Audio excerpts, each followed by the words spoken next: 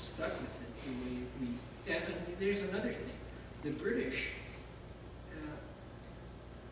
I don't think the Prime Minister there can declare anything and everything he wants a confidence matter.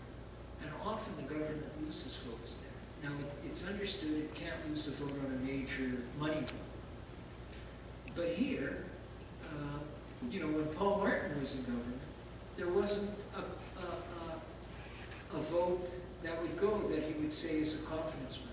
The budget was. You know, so even when the House of Commons voted, we're directing one of our committees to recommend non-confidence. Martin said, oh, that's just a procedural vote. I'm not, you're not, so here was a non-confidence vote, a majority, in his face. He said, yeah, but it's not really a non-confidence vote. It's just a direction to committee, a direction from a committee. Harper, after the last election, or after this most recent prohibition, said every bill I introduce is going to be confidence. So the Prime Minister gets to decide. I don't think that's how it works. And the only way to change that is making it a platform in elections. Yeah, you can say in an election, most people, you know, I don't want to sound cynical, because there's a lot of, I'm really in awe, and I respect so much people like this coming together and engaging. Our politics today are not driven by so much town hall meetings. They're driven by media. And the media like the sound bite, and they like the leader becomes shorthand for the whole bargaining for movements.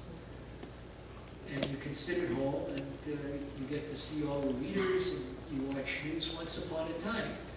The social entertainment before TV, I mean, and before radios, people came to meetings like this. They may not have even been that interested in politics. That was the entertainment. We don't have that now. And you can sit at home and not talk to anybody and learn a lot about what's going on. So therein lies the other place to make change is with the media. Preference through the media. It's a private, you know. And I mean, in some ways, the media, you guys, many of you came together through the Facebook group. Yeah, but a surprising number of us are not. Right. That's the neat thing about this group is a lot of us are just came to rally and stuff. Well, one of the things we probably all have in common, I think, Julie, is the term is we're political junkies. So we're interested in political subjects. And we think we know some things. We think we know a lot. We're also open to learning, and maybe we can use that information in discussions with others. So I'm a political junkie like you, and I learned from you. I'm a little in awe of you guys pulling this off. Because, you know, it's easy for me. I have a captive audience. And they're gullible. They're young. They pay. And they overpay me. Do you have any views on how modern technology, information technology such as the internet, can be used in constructive ways by the general public? Well, it can be used, I believe. Now, I'm a technological peasant. I'm not on Facebook. I am too. Yeah. I think the internet offers all sorts of opportunities to the general public to participate in politics, provide meaningful feedback to politicians. Yeah. But doesn't it also offer a lot of opportunity for lies to be perpetuated forever? And that's the thing that bothers me, is that very often, I mean, I know people who will see something on TV and think, or on the internet and think it's true, and they don't take the time to look further and find out that it's a bunch of crap. Well, it's true that there are a lot of disreputable websites, but it's also true that there are a number of reputable websites which serve the function of providing information that is often withheld by the mainstream media. Yeah, of course, yeah. Reveal what's true and what's not anywhere in life. It doesn't matter whether it's TV, It's one of the most insidious things that the mainstream media does, in my opinion, is the withholding of important information. For example, the New York Times, in an editorial, admitted to its readers that it withheld from its readers information to the effect that George Bush had done wireless or warrantless wiretapping on 200 million Americans. And this information was withheld during a presidential election. Information to the effect that their president had committed an impeachable offense. That information was withheld by the New York Times by its own admission during a presidential election. So, as I say, Personally, I think the problem is we've all been taught to not trust each other through the media. We've been trained not to trust each other, not to care about each other, not to indulge each other. And through those teachings or trainings, we then began to rely on the media.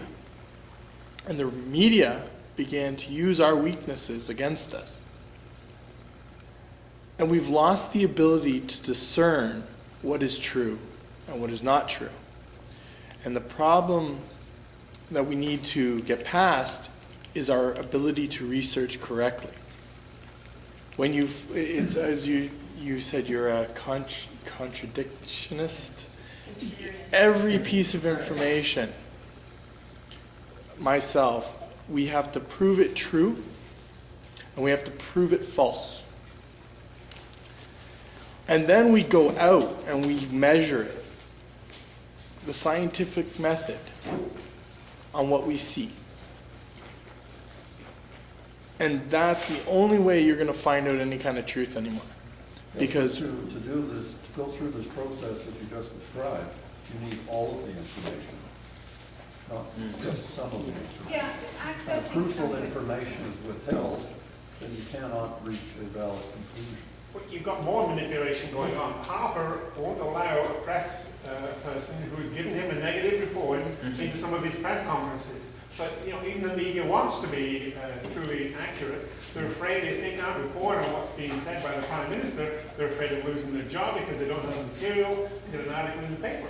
Yep. I really like, I don't mean to interrupt, but this actually, Dr. Wiseman wrote a book called In Search of Canadian Political Culture, or Canada's Political Culture. I'm sorry if I'm garbling that. But this, to me, is exactly the point of why we're doing this, instead of reading what Dr. Wiseman wrote on the internet. Because in the old days, when people did this, there were always opinion leaders. You'd go out and you'd hear stuff, and then you'd measure it against your own experience, and you'd bounce it off a few people whose opinions you trusted. And I think this is, if you don't mind my going on, Ursula Franklin's idea of scrupling was foregrounded this week because she was interviewed on The Current. And that's what we're doing. We don't have a lot of answers, we don't have enough information, but we know something's wrong. And scrupling was the term she used to describe how the Society of Friends, when they felt that there was a huge threat to their beliefs or their way of life, and they hadn't quite scoped it, they didn't quite know the implications or what they needed to know, but they would get together and sort of use discourse to talk it into shape. And that's why it's so fabulous that Dr. Wiseman's willing to trek himself up here from downtown Toronto, because now we've got an expert witness. We have an expert witness, but we also have each other to throw stuff around. So we can look at each other, breathe the same air, and our own credibility is right here in the room with us. So that we're able to by test means these of things. instruments like the internet, Society of Friends, as you call it, can be expanded nationally. We can communicate over the internet now. And so we can have conversations going on with a much larger group